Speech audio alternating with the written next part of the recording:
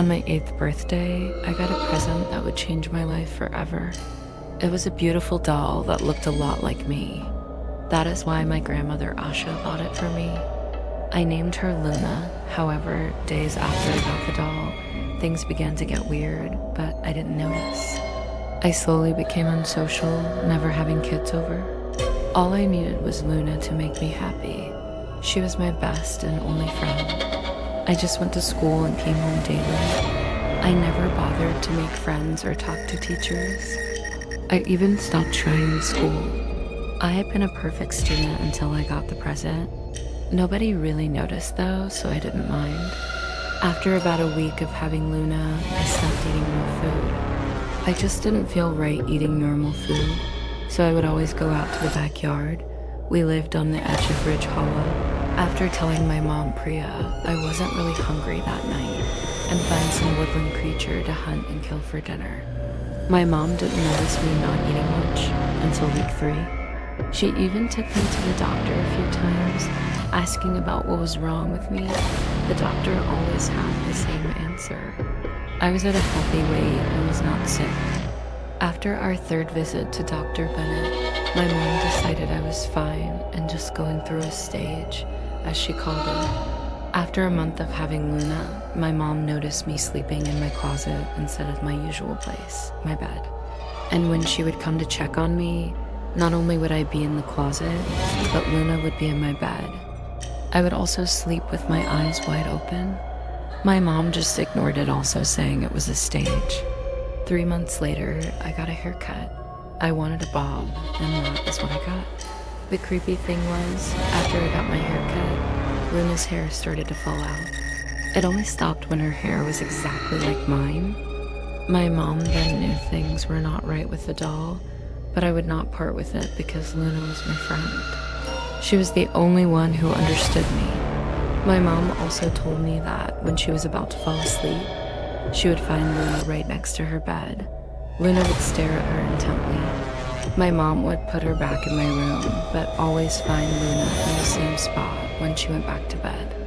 Eventually, my mom ignored it. I now know that Luna was checking to see if my mom was still awake. After almost a year, things got stranger. My skin, hair, and eyes started to turn a glowing green. This resulted in another doctor visit, but he said there was nothing he could do. This, my mom finally decided wasn't a phase.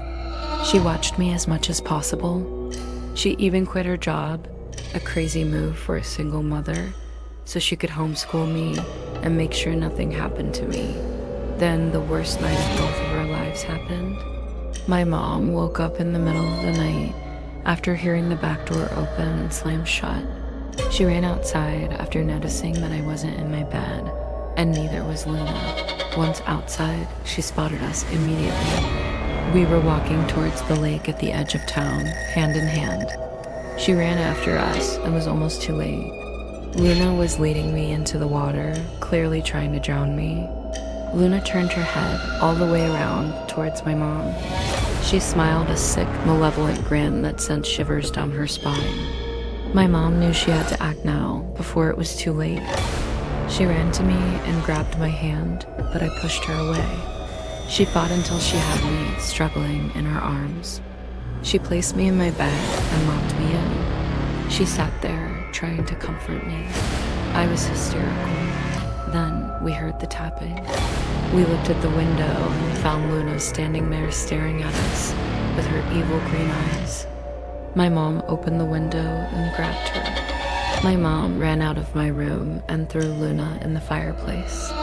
It was on my 10th birthday when I got the courage to ask my mom what Luna was doing and what had happened to me. She said that my grandmother had gotten Luna for free from a woman that seemed crazy. Her daughter died days before she got rid of the doll. My mom showed me the research she did, and it turned out that the previous 8 owners of the doll were all killed in various ways. The first was 1-year-old, the second was 2 years old, the third was 3 years, the fourth was 4 years, the fifth was 5 years, the sixth was 6 years, the seventh was 7 years, and then there was me. I was the only one to survive. I am fine now after much counseling and bed rest.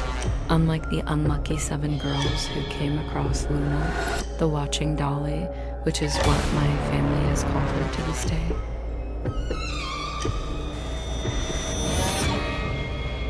Lena, will you marry me? Caleb opened a small velvet box. Inside lay a ring crowned with a delicate emerald, a faint fracture running through the stone. For a moment, Lena looked queasy, perhaps a side effect of too much champagne. "CC Caleb," she stammered, her eyes widened, filling with tears. Caleb wondered if they were tears of joy or of yes. She whispered, "Yes." A little louder. "Yes," she shouted. "Of course I'll marry you." They embraced, Lena clutching her fiancé so tightly that the ring slipped from the box. It hit the polished floor of the Ashford grill and rolled across the room until someone picked it up. Caleb rose, spotting the old woman who held it. He hesitated before approaching. Her face was hidden beneath a charcoal gray shawl. The hand holding the ring was withered and pale. She stood, voice trembling. "You must change the ring." Her thin hand extended. Caleb took the ring and looked down. "Excuse me?" he asked, but when he glanced up, the woman had vanished. He soon forgot her warning. The ring looked fine. Lena adored it. The next morning, Caleb's alarm rang at 6:30. He awoke smiling, replaying the happiest night of his life. He kissed the hand of his sleeping, only her hand visible beneath the quilt hand.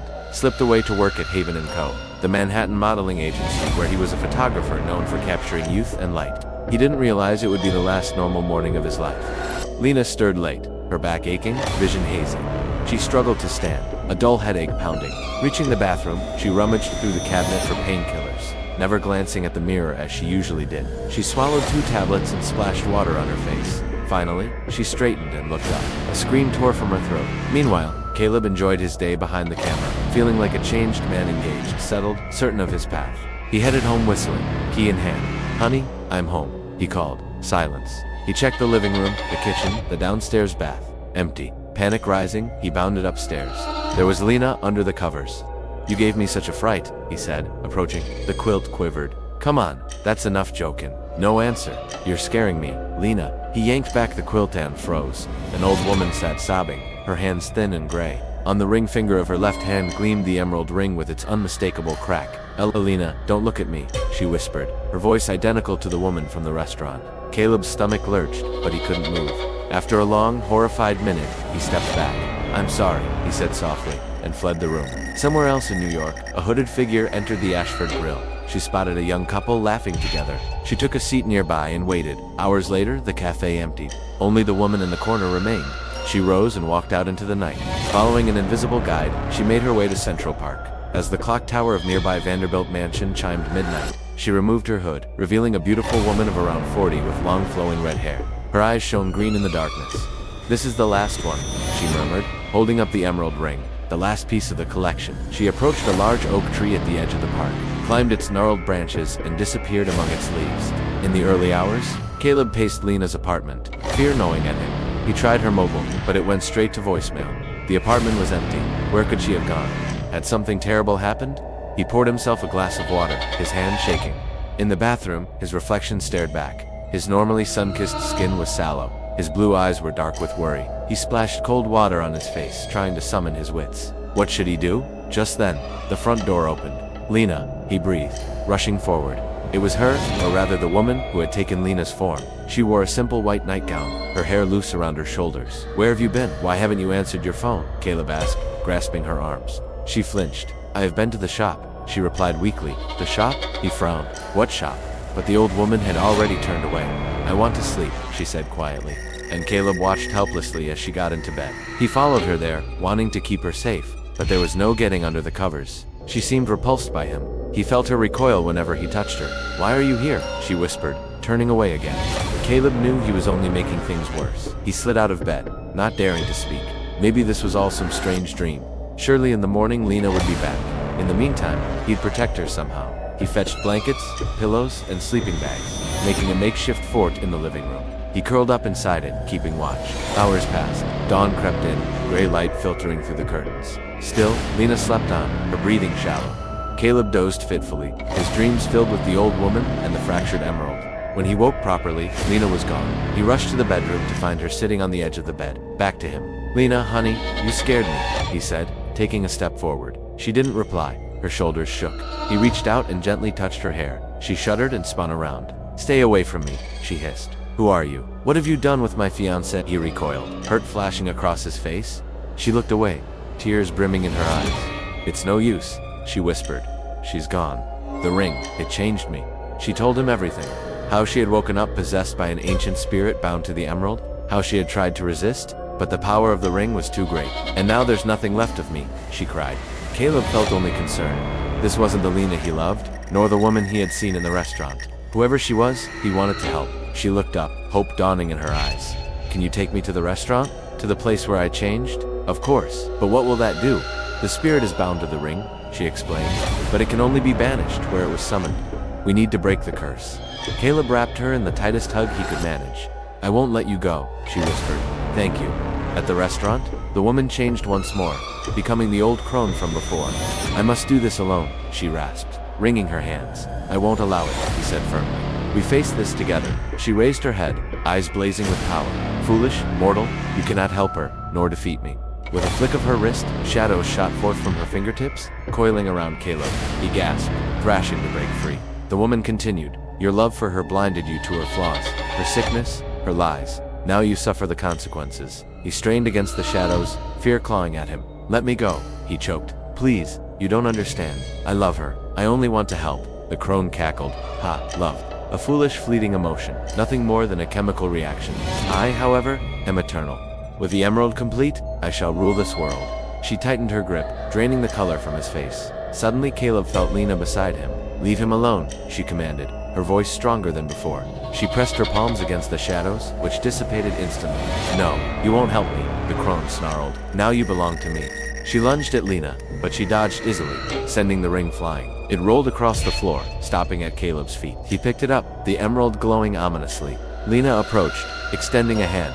Give it here, she said. He placed the ring in her palm. Are you sure?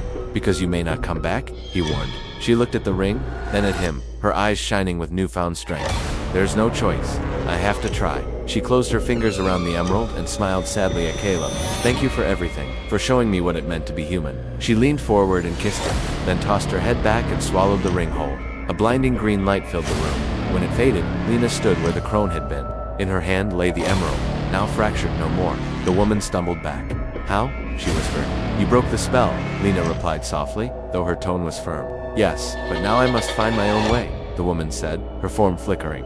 I have lived so long, always seeking, always grasping, but never finding peace. Yet you found happiness and love. For that, I am grateful. She smiled, then vanished, leaving behind only the scent of old books and wood smoke. Outside, dawn broke over Manhattan, painting the skyscrapers in hues of rose and gold. Caleb and Lena embraced, her head resting on his shoulder. What will we do now? She asked quietly. He chuckled, kissing the top of her head. We get married, silly, and we start our lives together.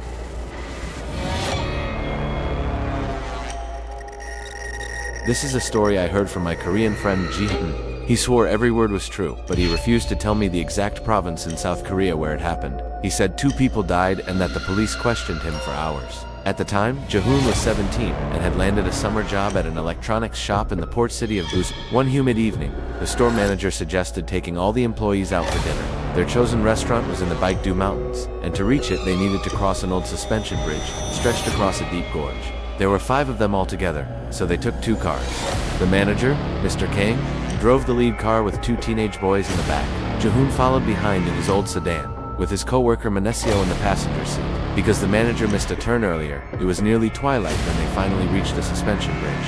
A light drizzle began to fall, and a strange milky fog clung to the cables and swirled across the wooden planks. Mr. Kang drove onto the bridge first. Ji-hoon followed closely until the lead car abruptly stopped halfway across. Puzzled, Ji-hoon waited. After a few minutes, he grew impatient and cracked his door to ask what was wrong. That's when the rear door of the first car opened and the 2 boys jumped out. Before Ji-hoon could speak, both teenagers let out blood-curdling screams. Hand in hand, they sprinted toward the side of the bridge and hurled themselves over the guardrail. Stunned, Ji-hoon ran to the edge, but the fog hid everything below. The drop was more than 30 meters no one could survive.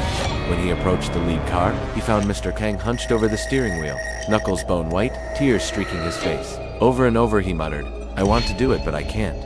I want to do it but I can't. Ji-hoon called the police. Officers had to pry the manager's hands from the wheel before rushing him to a hospital. Later that night, rescuers recovered the 2 boys' lifeless bodies from the river below. For weeks, Ji-hoon and Manesio were questioned. but they had no explanation. Authorities suspected a double suicide. Months later, Ji-hoon visited Mr. Kang, who was still in a psychiatric clinic in Daegu. After some small talk, Ji-hoon finally asked about that night. The manager beckoned him closer and whispered, "Do you remember how the kids were all wearing white?" Ji-hoon nodded, unable to speak. It wasn't the burial gowns or the blood that disturbed him. Most of all, he couldn't shake the feeling that he recognized those spectral children. Each face was imprinted in his mind, each twisted snarl more familiar than his own reflection. They weren't just any lost souls, he realized in horror. They were his lost souls. Ji-hoon recoiled, but the manager continued. "Those children died here," he explained. "Their souls trapped by the bridge. Some say they were a family, others say an entire village wiped out by plague centuries ago. Whatever the truth, they lure unsuspecting travelers to join them, offering a perverse welcome to the afterlife." As they were driving across the bridge, Mr. Kang said, a woman stepped out of the fog. She wore a blindingly white burial gown, and her long black hair stuck to her face. Mist coiled around the car, and from it emerged a cluster of children in matching white shrouds, their faces twisted and smeared with blood. They surrounded the vehicle, pounding on the glass, chanting in eerie unison, "Join us, come with us, join us, come with us." The voices echoed inside his skull. He felt an almost irresistible urge to open the door and leap. The boys in the back screamed as the spectral children yanked the door open and dragged them into the mist. Only sheer terror kept Mr. Kang gripping the wheel, fighting the compulsion to follow.